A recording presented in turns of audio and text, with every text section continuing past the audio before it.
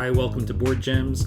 This is my regular video series. I like to cover older board game gems, and I'm doing something a little bit different in this video. I usually talk about older games, and these games are not that old.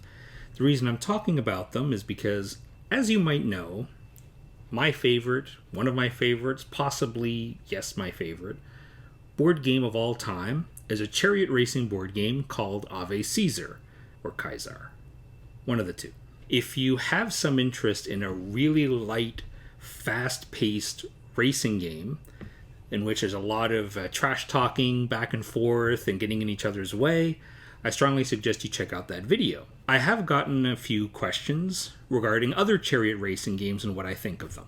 These are two recent chariot racing games. There are some other ones. There's an old one called Circus Maximus, Avalon Hill. I haven't played it. It's an old style Avalon Hill game where you kind of roll dice and see like what the result is. You know, tables that you look up the results. There's also a very light chariot racing game designed by Rainer Knizia as part of a trilogy of games he published with GMT, which is just called Rome. Just Rome, that's all it's called. And that's an oldie, and that was one of the three games is a chariot racing game. Haven't played that either. I also have that one, so maybe someday.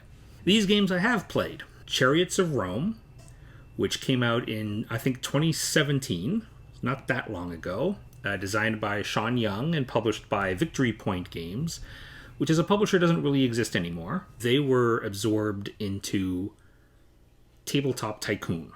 So as a brand, they still exist, but as a company with people and dedicated to that, it doesn't seem like they exist anymore. And this one is very recent, just last year. It's a GMT game. It was on their P500 pre-order system, which I did pre-order, and so I got it here. Charioteer, and it's designed by Matt Calkins, who is... what else has he done? Is he the one that did Sekigahara? So he has quite the variety of game styles under his belt. People have asked me, what do you think of Chariots of Rome? What do you think of Charioteer? So I'm going to talk about both of them. I'm going to talk about what I like and what I don't like about both of them. Now, Chariots of Rome is for 2 to 8 players. It does have pieces for up to 8 players. There's 4 colors, but there's 2 variations of the same color. So you can actually also play it up to 4 players with everybody playing 2 chariots. The game by default takes 2 laps. It is possible to play as many laps as you want. A turn is mainly just choosing which of 3 speed levels to go to. That's how many spaces you're going to move. There's no card play or rolling of dice by default. You can whip your horses, which will speed them up, but by a random amount. The closer you are to the corner, the fewer steps you have to move. The farther out on the outside of the corner, the more steps you have to move. And once you enter the corner, there is sort of a check to see how fast you're going. And there is punishment if you're going too fast. And once you're in the corner, you can never go further closer to the inside. You can go further to the outside if you want, and sometimes you'll have to. And so blocking also comes into play quite a bit, and also attacking. This is something that you usually want in a chariot racing game, otherwise you could do some other topic, right? But in chariot racing, if you're picturing the old film Ben-Hur, you're picturing, whipping, kind of, ramming each other, and Chariots of Rome has that. Once during your turn, you can perform an attack. You can either do a whip, which is a very light attack, but is no risk, or you can do a ramming attack, which potentially is much, much more damaging, but comes with a risk to yourself whenever you're coming into contact. But it can be brutal. There are moments where you will definitely want to ram. There's 3 different types of resources in the game. Endurance, just your overall strength of your chariot, of your horses. Once that's gone, you're eliminated. There's tactics, which is one that you can kind of spend to do attacks and other things, or you can gain that back relatively easily. And there's also rattled, which is kind of a reverse resource. You gain rattled when you don't want to gain rattled. How damage is represented in Chariots of Rome is by drawing cards. There's a deck of action cards. And of the various different ways that your chariots can take damage, which is from a ram attack or whip attack or going too fast in a corner. These sort of combinations of losses of things are results on these action cards. But also one of the results of, for example, a corner or a ram attack is a swerve. If this chariot, who's running up right alongside the wall, gets rammed, they're going to have to draw cards to see the result. And if the result shows a swerve, well, they're going to have to swerve into the wall and they're going to take damage and, slow down. The game is all about where you move, the positioning on the track, whom to attack. People who are looking for more of a puzzle, more of like a solo game that they're playing, like they're trying, like maybe it's a card game, you're managing a hand of cards, something like that. It's not going to find this in Chariots of Rome. All that you have in front of you is a little mat that just shows the current state of things, what speed level you're at, what your current endurance and tactics and rattled is. And the speed level is set. There's only 3 different speeds, and each speed has potential drawbacks or benefits. Like if you're going slow, you can lose rattled, which is a bad resource to gain. If you're going flat out, I think you lose endurance. So you're kind of wearing down your chariot, or you're getting your horses tired. If you whip your horses, then it'll move a random extra number of spaces, 1, 2, or 3. And again, that feels like it models it really well, right? When you're whipping your horses, the horses are going to speed up, but you don't have complete control over how they speed up, right? I'm just going to whip them 1/3 as hard, so they only go 1 space instead of 3. It doesn't really... I don't think it would really work like that, right? I mean, not that I would know personally, but Chariots of Rome sure feels like a chariot racing game to me. It doesn't really feel like it could be about something else. If we talk about some of the possible downsides of Chariots of Rome, not so much a downside for me, but it's important to note because standards in terms of component quality, very high standards nowadays. And Chariots of Rome, it's completely fine quality of cards. There are cards that are used for the actions that, the damage you potentially take, as well as there are some random events that can come up every round. But everything else is pretty much cardboard. So even the chariots, you can have little flat cardboard tokens to show like the chariots top down, or they also include ones with standees, little cardboard standees that move around. Completely fine to me, but that might disappoint some people who are expecting crazy awesome components. The player mats have tokens on them to represent your current speed and where you are in your resources, and those are cardboard tokens. And if there's a rule I want to put in place for pretty much every board game publisher, is that cardboard tokens are fine 90% of the time, but not for moving things around constantly. If you have a board or a mat and you're tracking on a track like how much of something you have, don't have it as a cardboard token. Have a piece of wood for that. Of course, it is possible to get wrecked in this game. Most games you can't get wrecked. Player elimination bad. The good thing about games like Catan and all these ones, no player elimination, right? It has to fit the game. You can't just say all player elimination is bad. Yes, player elimination can be a bad experience for the player being eliminated. Maybe not so fun for them, but the fact that it's possible to be eliminated raises the stakes. I'm going to go flat out in this corner much faster than I should because I need to catch up. How much is the risk worth it? Because if you can't be eliminated, the risk is pretty much always going to be worth it. Give it a try. What's the worst that happens? You fall behind more. If you are eliminated in Chariots of Rome, it's either because you took a big risk and you didn't get that payoff, but you decided that. You took that big risk. Or you took many little risks over the course of the whole race. And that final result, maybe somebody rammed you, and then you're like, oh, I'm eliminated. Yes, but not from one ramming. It's from all the things you did over the course of the race that put you in a position that you could be eliminated by a single ramming. In practice, what I found is that players who are eliminated are usually only eliminated near the end. And it's because they're falling behind and they're pushing hard, they're taking a risk to try to catch up. At which point they've already lost anyway, right? why not, and I'm fascinated by this, why not have a way that you can lose, but you can extra lose? If you're eliminated from the race, you can flip a card, an action card, and based on or roll a die, I think it is. And based on the result of the die, it tells you what happened to you. whether you were severely injured or flat out killed or were okay. And if you can get into the theme, that adds a little bit of the risk as well, right? Because it's like, well, yes, if this doesn't pay off, I'm going to be eliminated, but I'm going to lose the race anyway. But I still want to live. So you put yourself into that setting, and maybe if you're that type of player, that affects your decision. Well, yes, I want to take a risk. I want to try to catch up, try to win the race, but I might die. And from the game's point of view, if you're not, unless you're playing like a season or something, then you're eliminated and you're out of the season. You can't play with your friends anymore. But otherwise, losing and dying has the same in-game effect. But if you put yourself in that setting, maybe you'll make a different decision. Maybe. Depends on the type of player you are. I always appreciate that in a game. One quirk of Chariots of Rome is that turn order is random. I rarely see this.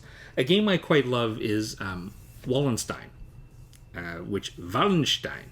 And in first edition, you would plan out, because in Wallenstein, you plan out your turn, right? You say, okay, this city's going to do this city's going to do that, this city is going to raise an army, or this army is going to move over here, and you plan all that out at the start of the turn, the season. But then the turn order is random. So you don't know exactly when you'll be able to execute your grand maneuver. This is very rare in games. I never minded it, but that would give some gamers fits, I tell you. So in second edition, instead, there's an auction for turn order, which is fine. My point is, random turn order, not very common. I think it works in this game. Like, all this is happening all at the same time. Everything is super fast-paced, right? From in a setting point, we're thinking about the theme, the setting. This is a fast racing game. You're trying to do something, an opponent's trying to do something. Who gets to do it first? Do you put that, maybe make some game mechanisms to do that? No, you can just have a random turn order. And yes, okay, that people might have a problem with that. Certainly, like in a game like Wallenstein, where there's only I think 6 rounds, if the same player is going first or last, some people might have a problem with that. Although honestly, even though this is not a video about Wallenstein, sometimes it's good to go first, sometimes it's good to go last. So anyway, but Chariots of Rome has lots and lots of rounds. So, it all balances out. You will probably want to sleeve those initiative cards in Chariots of Rome, because you're going to be shuffling this tiny deck of cards very, very often. The designer still supports the game. He, not so long ago, released a print-and-play extra brutal deck of action cards. And these cards have additional effects that can happen to you when you take damage, including injuries. And they have in-game effects, right, for these sorts of things happening. So if you want to play chariot racing game extra brutal, which if you're choosing a chariot racing theme over some other setting, maybe you do, it's great that the designer has added that support. And there was talk years ago that there was going to be a second edition via Kickstarter. Haven't seen hide nor hair of that yet. But I do believe the designer Sean Young has the rights to this again, so hopefully we'll see Chariots of Rome again in the future.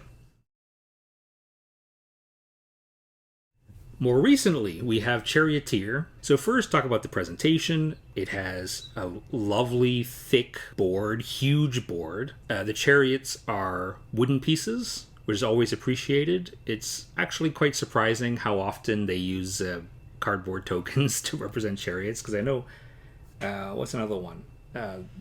The Matt Leacock chariot game. I covered it before. Why is that name not coming to me? Anyway, that had cardboard tokens too. Anyway, so wooden chariots, very nice. Lots of wooden pieces. If you do a particularly powerful maneuver that gets the fans excited, you get to draw a random fan token from a bag, and there's a lot of them, and they're all wooden. The way the game works is each player has a hand of 8 cards. They draw up to 8 at the start of a new round. There are a couple of open cards. Well, there's one open per round, but you can see the next one's coming. And each card has a number of these symbols representing the 4 different types of moves and the values associated with them. The value on them is how far the base movement is. And you can play multiple cards from your hand that all show the same symbol and the same value. And your movement is that base value in that symbol plus the number of symbols you were able to play of that type. And you can kind of build towards something. So, I have a number of green symbol cards, but not a huge number. I could just do a smaller turn this time and hope to draw more cards next round, then I can make a bigger turn next turn. And of course I can see what public cards, the face-up cards, are going to come up in the next round and the round after, so I can plan to use those a little bit. The types of movements do different things. The green is just going flat out as fast as you can. They simply have the highest numbers. The yellow have the lowest numbers. That's a recover. So during the game, you can take damage, and damage is subtracted from your movement points. So recovering allows you to remove damage or calm your horses, whatever thematic explanation you want to give. I'm not picturing the charioteer, with a hammer, trying to bang out some, buff out some dents, while the race is going on, right? But recover, calm your nerves a little bit, and the horse's nerves. Attacking is a little bit odd in this game in the sense that you don't target another player, which from some design elements is considered a good thing, right? Oh, you don't want to target me. What if everybody targets the same player? They don't feel fair or whatever. So instead, attacking is kind of abstracted out in this game. So in an attack move, you're not moving as fast as you would, going to flat out the green, but in the red attack moves, you also add damage cubes to every other player. And this is supposed to represent sort of the fans getting into it and throwing things at the, or something, right? Anyway, the damage, the attacking is very much abstracted out. And at the end of the round, any damage you've collected goes into a pool on your mat, and that's subtracted from your future movements. The 4th type of movement is black, that's cornering. In the straightaways, the spaces are the full width of the track. So there's no positioning in the game. A chariot can be in a space, and if you want to pass them, you go right up next to them into the same space, and you just need one more movement to go to the other side of them before you go on. Very simple. The ends of the oval look more like a piano. So they have extra small spaces in between the main spaces. And if you take the corner normally without doing the special cornering maneuver, you have to count out all those spaces, kind of zigzag through the corner, and you end up going quite slowly. So the black spaces, which have some of the lowest numbers, but they allow you to skip the black keys of the piano and only move on the white keys. So you're skipping half the spaces when you're taking the corner. So that's a part of the game, right? You want to time collecting the black symbols for when you're reaching the corner, because you can move much better in the corner using black symbols instead of anything else. And ideally, save everything else for the straightaways. The player mat, besides having a space for your damage, also has 4 markers representing the 4 different types of movements. And every time you do a movement of a particular type, you move the marker 1 space on the track. You get a little bonus for doing that move. But also, once you get your marker to the end of the track, you get a bonus to that action forever. If you want to be derisive, you can almost call that engine building. Every time you do a black move, you're moving the black token 1 space on that track. And over the course of the race, you are improving your abilities. So that feels a little bit engine buildy. And it doesn't feel like it would fit a chariot racing setting, or really almost any racing setting.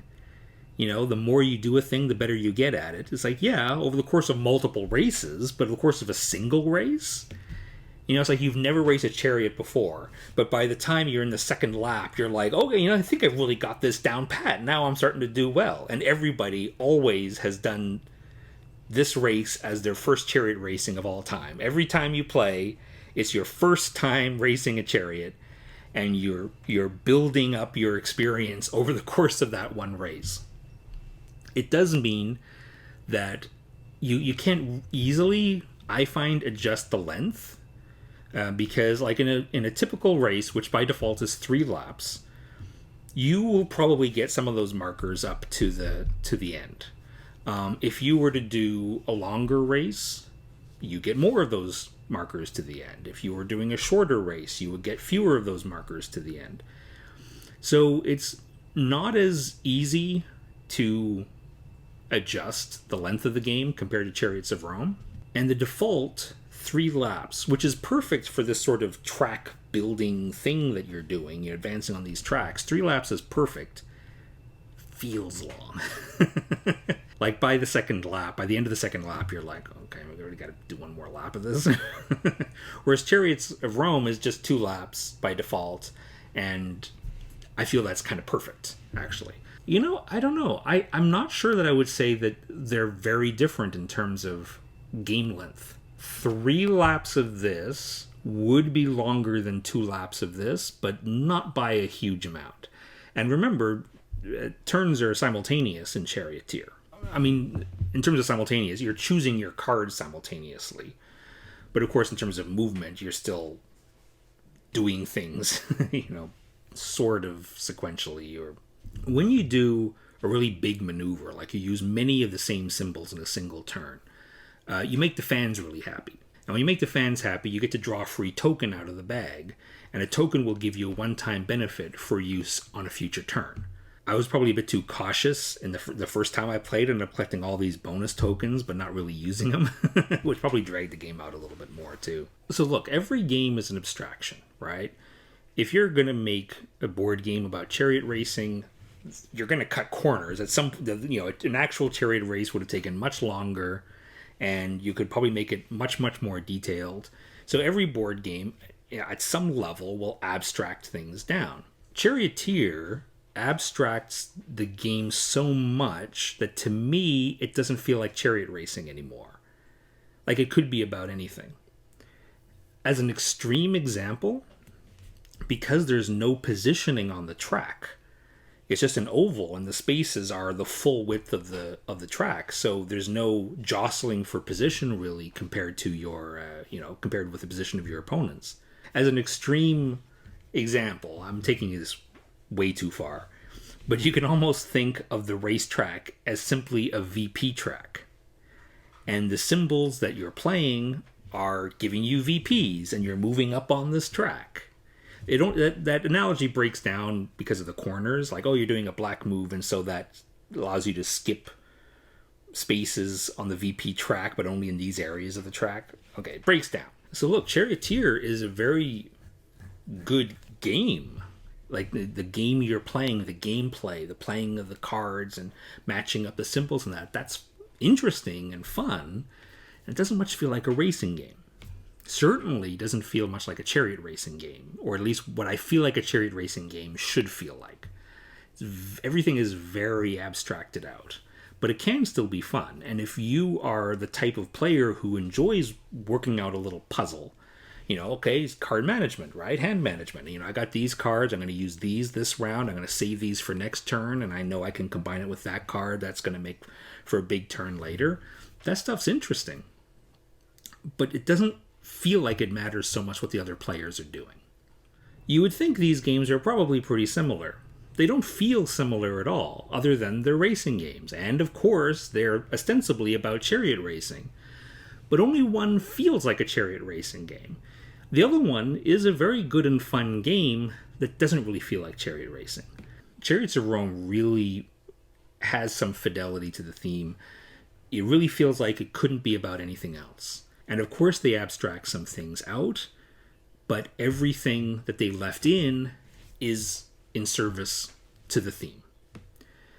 And Charioteer kind of feels like it could be about any sort of racing environment. I don't doubt that it was originally, from the outset, that Charioteer was about chariot racing. It's just the designer, in the effort to make it as good a game as possible, took away some of the aspects that I would like to look for in a chariot racing game. I love the production of Charioteer. It's really great, and the individual parts of it can be fun. Nowadays, it is very much the style to play a game in which you care more about what is in here instead of what's going on in there, in the center, right? What the other players are doing. So if you would identify as more of a modern gamer, I think it's probably worth a look at Charioteer. I know what I'll be doing. So what I'm going to be doing is I'm going to be keeping this for myself. I'm not going to be keeping Charioteer. I am going to be keeping Chariots of Rome. And I'm going to be keeping a lookout for a second edition. If you can get it easily and not, pay through the nose for it, and you don't mind the cardboard chariots, I think Chariots of Rome is completely fine as it is. But I will be looking out for a second edition via Kickstarter, and I would recommend to anybody who's interested in this game that they may want to do so as well. Lots of other games to play, right? You don't have to play a chariot racing game right now. You can play lots of other games and just keep an eye out for a new edition of Chariots of Rome. Thanks for watching. Remember, older games don't stop being good just because newer games come out. But there's some great newer games too. Take care, okay?